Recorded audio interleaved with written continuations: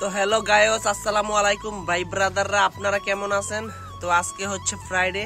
আজকে আমার গাড়িটা পুরো ওয়াশ করব। আমার একটা এয়ারপোর্টের টিপ আছে, সেই এয়ারপোর্টের টিপটা আমার মারতে হবে।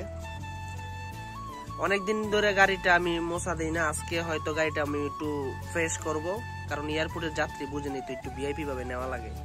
তো চলুন, নাস্তা টাস্তা সব করে ফেলাইছি সকালে, এখন সকাল হয়ে গেছে প্রায়। তো আমার যে টিপটা এয়ারপোর্টের, ওই টিপটা হচ্ছে আপনার 12টা বাজে প্রায়। এইখানে জুমা নামাজের পরে পরেই আমরা এয়ারপোর্টের উদ্দেশ্যে রওনা দিব।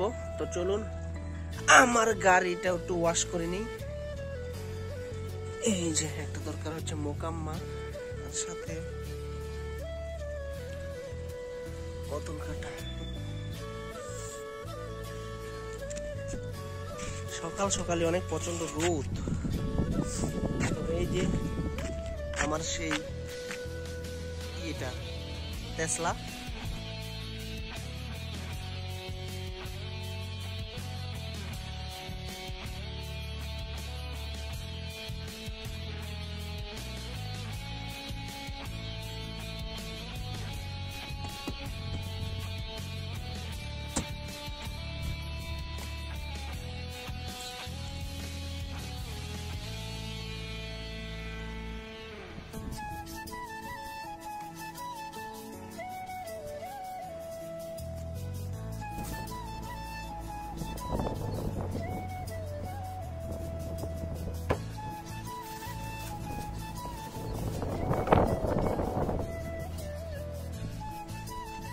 তো গায়েস মোটামুটি আমার গাড়ি প্রায় কমপ্লিট ধোয়া হয়ে গেছে অনেকটাই।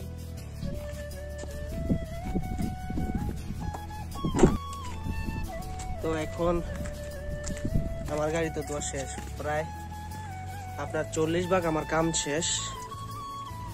40 ভাগ কাম শেষ করে লেছি অলরেডি। এখন আমি গোসল করব। গোসল করে যে যাত্রীকে আমি এয়ারপোর্ট নিয়ে যাব সেই উদ্দেশ্যে রওনা দিব। তো এখন আমি গোসল করি।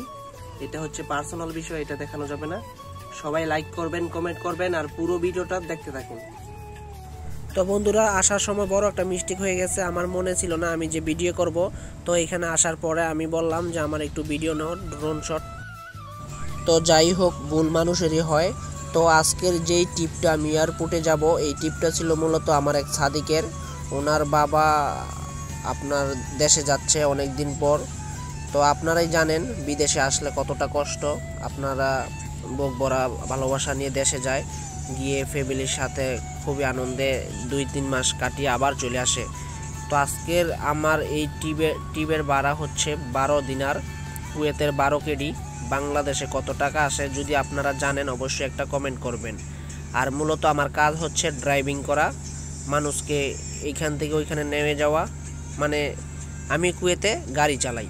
তো যারা কুয়েতে আসবেন অবশ্যই একটা ভালো ভিসা দিয়ে আসতে চেষ্টা করবেন। তো সবাইকে ধন্যবাদ। আজকের ভিডিওটা এই পর্যন্তই। আমরা প্রায় এয়ারপোর্টের কাছে চলে এসেছি।